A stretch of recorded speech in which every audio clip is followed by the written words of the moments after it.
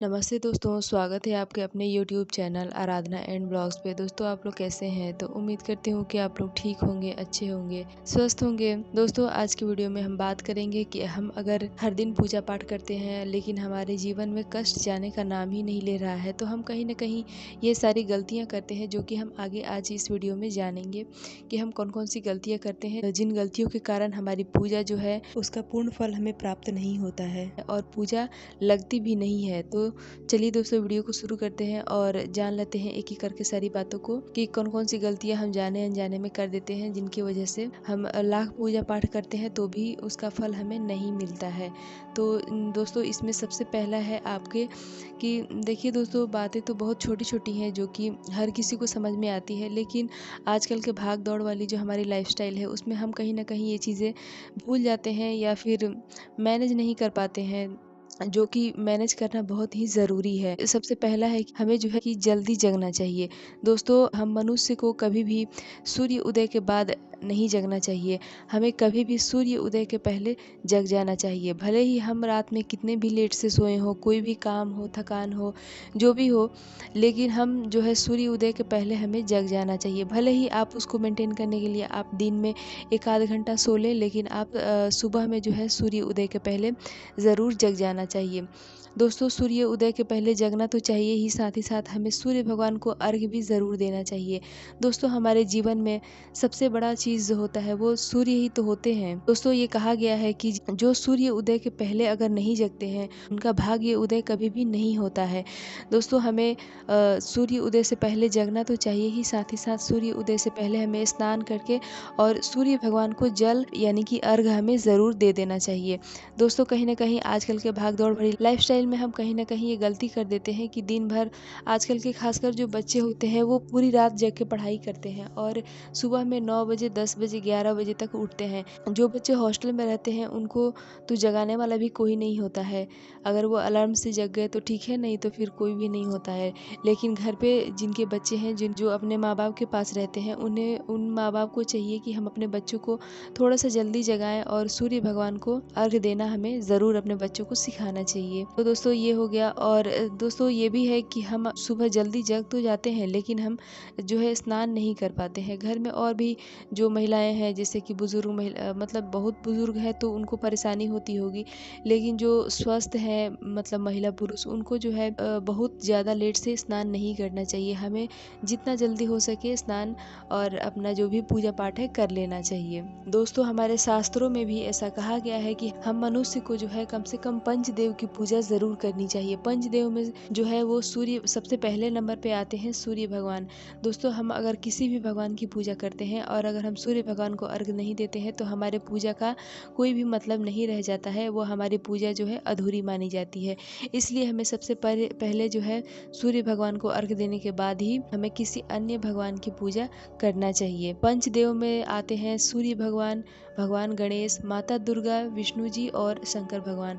तो दोस्तों हमें इन पंचदेव की पूजा जो है अपने मंदिर में ज़रूर, अपने घर में ज़रूर करना चाहिए। ये हो गया। अगला है कि दोस्तों अगर हमारे अगल बगल आसपास में मंदिर है तो हमें ज़रूर जाना चाहिए, चाहे आप भगवान भोलेनाथ के मंदिर हो, मतलब किसी भी देवी देवता का मंदिर हो। हमें अगर हमारे से संभव हो सकता है, हमारे पास समय है, तो हमें ज़रूर मंदिर जाना चाहिए। भले ही आप वहाँ पे जाएं 5 मिनट ही रुके, 2 मिनट ही रुके, लेकिन आए ज़रूर। और अगर आसपास में मंदिर नहीं है तो जो भी आपके घर का पूजा स्थान है वहाँ पे आप भगवान का ध्यान ज़रूर करें। दोस्तों अगली गलती हम ये करते हैं, जैसे कि बहुत सारे घरों में तो नहीं होता है, पर आज भी बहुत सारे ऐसे घर हैं जहाँ पे महिलाओं की मतलब उस तरह से इज्जत नहीं होती है, उस तरह से कदर नहीं होता है, जो कि बिल्कुल भी गलत है। पुरुषों को चाहिए कि कम से कम वो कितनी भी देवी देवता की पूजा करे, लेकिन वो अपने घर की लक्ष्मी यानी कि अपने घर की जो भी पत्नी है, बहनें हैं, बेटियां हैं, उनकी इज्जत करे। अगर वो माता लक्ष्मी की पूजा करता है और या फिर माता दुर्गा की पूजा करता है लेकिन घर की महिलाओं को इज्जत नहीं करता है, कोई सम्मान नहीं देता है, तो उस व्यक्ति को माता की पूजा करने का कोई भी अर्थ नहीं होता है, वैसी पूजा को व्यर्थ ही माना जाता है दोस्तों। तो हमें अपने घर में लक्ष्मी स्वरूप जो भी हमारे घर में औरतें हैं उनकी इज्जत हमें ज़रूर करना चाहिए, उनका जो है सम्मान ज़रूर करना चाहिए। अगला है दोस्तों कि हमारे घर में जो भी बड़े बुजुर्ग हैं, जो कि उम्र दराज हो गए हैं, उनकी भी इज्जत हमें ज़रूर करना चाहिए। घर की जो भी महिलाएं हैं, बच्चे हैं, बड़े हैं, पुरुष भाई लोग हैं, उन्हें भी कभी भी बुजुर्गों को किसी बात पे गुस्सा नहीं करना चाहिए। मानते हैं कि हमारे पास समय नहीं होता है, लेकिन फिर भी हमें अपने बुजुर्ग जो भी हमारे घर में हैं उनके साथ थोड़ा सा समय बैठ के बिताना चाहिए। दोस्तों हमारे घर में हमारे बुजुर्ग जो हैं, हमारे घर के जो एक तरह से एक दीवार की तरह होते हैं। जैसे कि कोई घर बनता है और सिर्फ हम नींव नीचे से दे दें और दीवार ना खड़ा करें तो वो किसी भी काम का नहीं रह जाता है। इसी तरह हमारे घर के बड़े बुजुर्ग होते हैं जो कि हमारे परिवार में दीवार का काम करते हैं, और तो उन्हें भी हमें भरपूर सम्मान और इज्जत देना चाहिए। ऐसा नहीं कि वो बूढ़े हो गए हैं तो उन्हें दुत्कार देना चाहिए या फिर उनकी बातों को अवहेलना करना चाहिए। तो दोस्तों इससे भी हमारे घर में जो है बरकत बनी रहती है और माता लक्ष्मी हमारे घर परिवार वालों पे प्रसन्न रहती हैं। अगला है दोस्तों कि ये तो सभी जानते हैं कि हमें पहला रोटी जो है वो गाय को देना चाहिए। पहला रोटी जो है हम अपने घर के किसी भी सदस्य को नहीं खिलाना चाहिए। अगर हम अपने घर की बनी हुई पहली रोटी की अगर जिसको भी देते हैं, जैसे कि हम खुद खाते हैं तो हमारा, या फिर हम अपने पति को देते हैं, अपने बच्चे को देते हैं, या घर का कोई भी सदस्य जो है पहला रोटी खाता है तो उसका निश्चित रूप से उसका राहु जो है वो खराब हो जाता है दोस्तों। तो हमें पहला रोटी कभी भी ग्रहण नहीं करना चाहिए, हमें पहला रोटी कभी भी नहीं खाना चाहिए। अगला है कि उसी तरह का है जो अंतिम रोटी।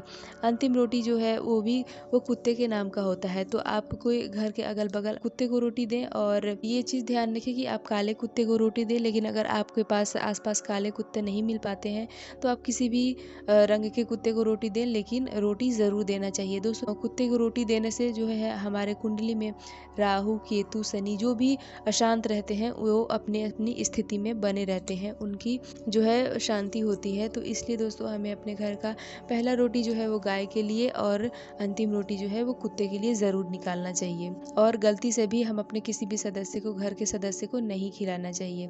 दोस्तों अगला है कि घर की साफ सफाई। दोस्तों हम सभी जानते हैं कि सूर्य उदय के पहले हमारे घर में पहला झाड़ू जो है वो लग जाना चाहिए।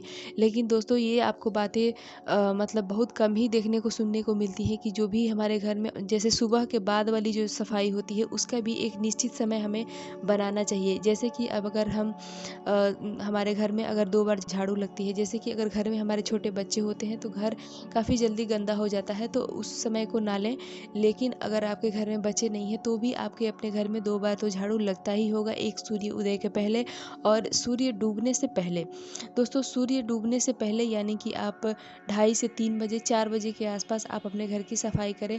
दोस्तों उसका भी एक नियम बनाएं कि हम एक ही समय पे सफाई करें। ऐसा ना हो कि हम कभी 12 बजे झाड़ू लगा दिए, कभी 3 बजे लगा दिए और कभी 6 बज गया।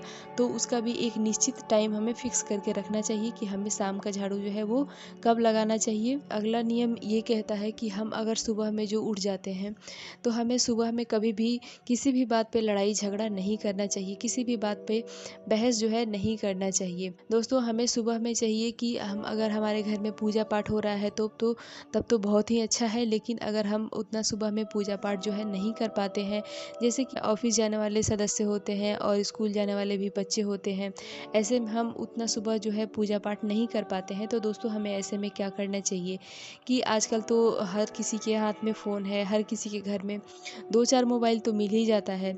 तो दोस्तों हमें सुबह के समय कम से कम 1 से 1.5 घंटा, 2 घंटा जो है आप जो जिस भी भगवान को मानते हैं, जिस भी अपने जो भी आपके इष्ट देव हैं उनसे संबंधित कोई भी भजन लगा के आप रख दें, जो कि वो सौम्य मतलब धीरे धीरे आवाज़ में चलता रहता है। दोस्तों ये बहुत ही शुभ होता है, आप ऐसा ज़रूर करें। लेकिन आपको ये चीज़ ध्यान रखना होगा कि सुबह में हमें जो है किसी भी तरह का किच-किच नहीं करना है। तो दोस्तों ये सारी कुछ गलतियाँ थी जो कि हमसे जो है जाने अनजाने में हो जाती हैं, जो कि हमें बिल्कुल भी नहीं करना चाहिए। तो दोस्तों हमारा वीडियो यहीं तक का है।